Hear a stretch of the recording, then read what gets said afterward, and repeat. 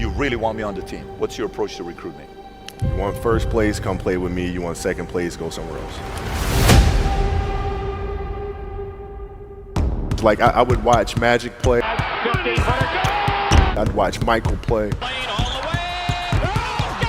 And I would see them do these unbelievable things, and I'd say, you know, can I get to that level? I don't know, but let's find out.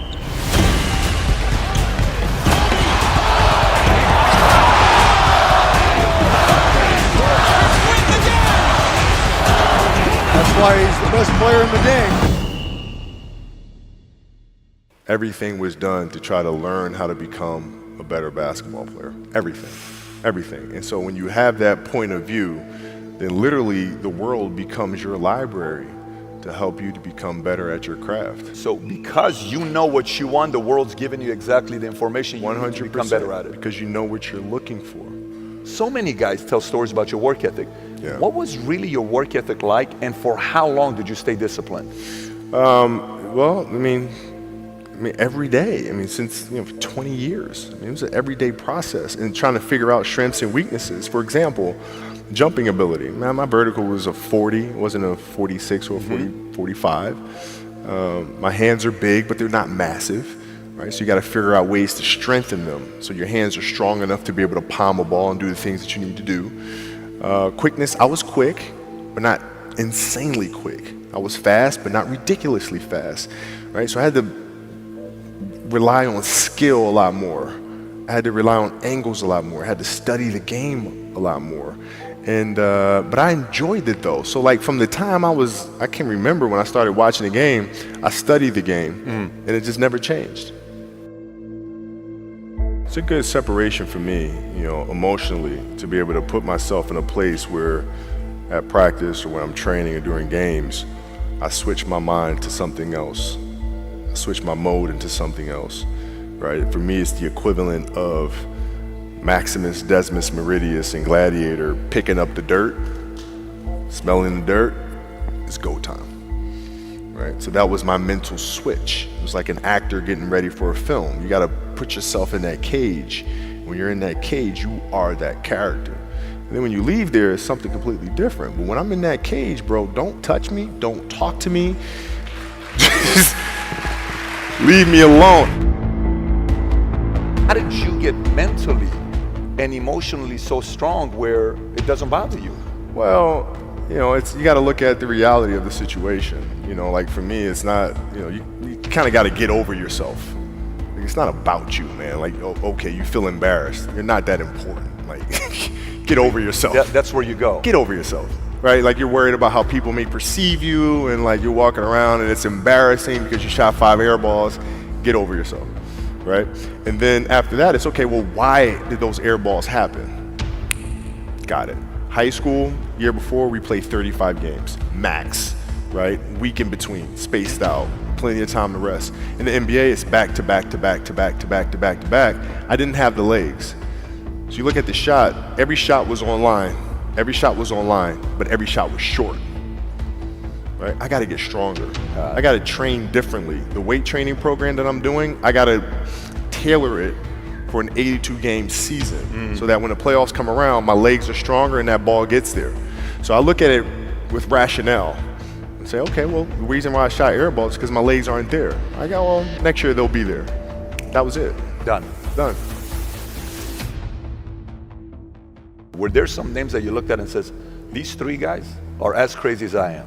At the time, I deal with what I've referred to as Goat Mountain. I went to Goat Mountain, and I talked to Magic, Michael, Bird, Hakeem Olajuwon, Jerry West, Oscar Robinson, Bill Russell. So I would talk to them. What did you do? What were your experiences? Michael in particular, he's become my big brother. He's been my big brother since I first came in the league. And what was that process like? So I went to them and started understanding the ins and outs of the game and how they approach things and their level of detail and obsessiveness, and that's what I did. The players that had that passion but weren't willing to commit their entire lives to doing that, right? It's a choice, right? You have other things, you have family, you have all these other things that you have to do.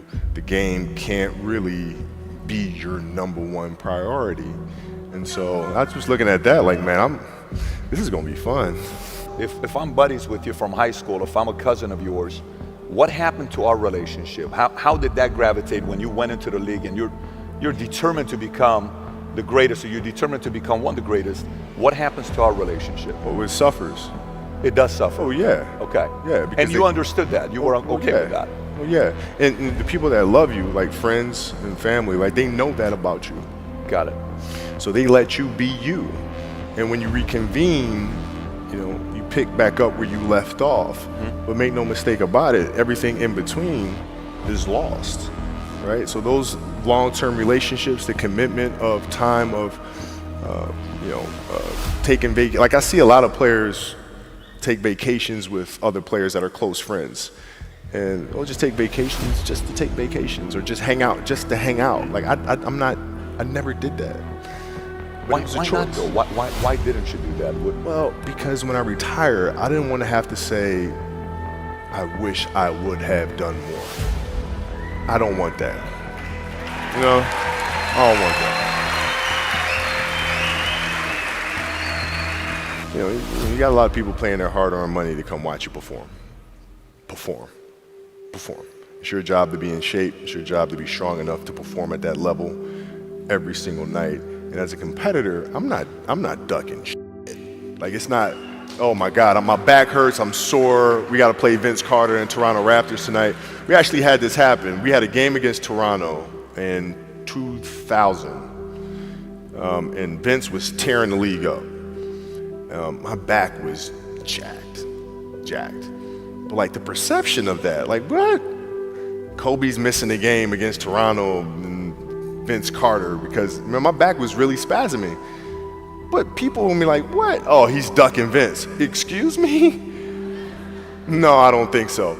So I would be in the layup line like, okay, there's a lot of days where you can rest and recover. Today ain't one of them. Your back can bother you any other day. That shit ain't bothering me today. Wow. He gonna have to see me today. Yeah. Oh man. Yeah. If you're looking at a big investments you got to make, what is the decision-making process there? Do you call? Is there first you do your own research? You take this much time. You call an advisor. Is there a system you follow? It's pretty simple for me. It's do you understand the business? Is it a business that you can help in some form or fashion? What are the barriers of entry to that business? And then the entrepreneurs themselves, the company itself, right? Do they have a culture that you believe is sustainable? Are these leaders people that you believe in? Are they people that are obsessives? And in turn, have they created a culture of obsessiveness? So I tend to look at those 4 factors, and that's it. That's big right there, by the way. I don't know if you guys caught that right there. That's pretty massive right there. Same determination. What's your current work schedule look like today? It's different because I personally am not writing every word of the novels. I am not animating the films. What I have to do now is make sure that the people that we bring in, these obsessives that we bring in, are challenging themselves to do the best job that they think they can do. That's what I'm there for, is for them to constantly look in the mirror and self-assess and challenge themselves. If we have a project and you're saying, okay, I can do that, that's not the project we want. The projects that say, I don't know if I can animate that. I don't know how to write that story. I don't know how to do that. Those are the things we want, because through that curiosity, you'll reach a level that you didn't think was possible. And so running the studio, that's what I'm doing.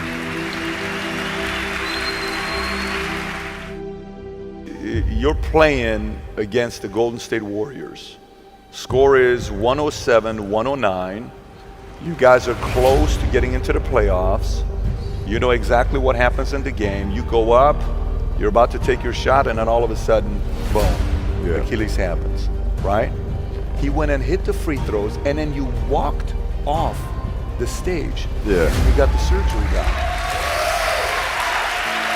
I went in the trainer's room, my kids are in there, and they're looking at you and stuff, and I'm looking at them, and I'm like, it's all right, Dad's gonna be all right. It'll be fine. It'll be all right. It'll be all right. It'll be all right. As a parent, you gotta set the example. You gotta set the example. This is another obstacle. This obstacle cannot define me. It's not gonna cripple me. It's not gonna be responsible for me stepping away for the game that I love. I'm gonna step away on my own terms. And that's when the decision was made that, you know what, I'm doing it. Doing it. You're a freaking beast, bro. Yeah,